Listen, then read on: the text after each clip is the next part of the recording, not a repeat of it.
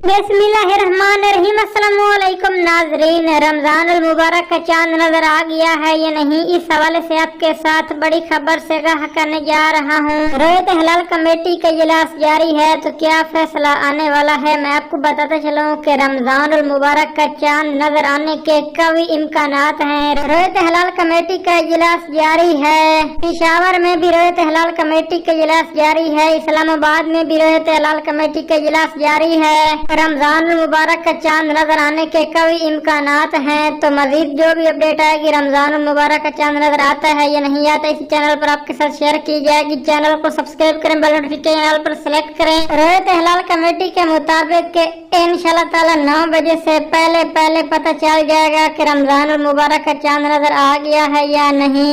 इंशाल्लाह सबसे पहले आपको इन्फॉर्म्ड कर दूंगा। मिलते हैं वीडियो के साथ। Thanks for watching.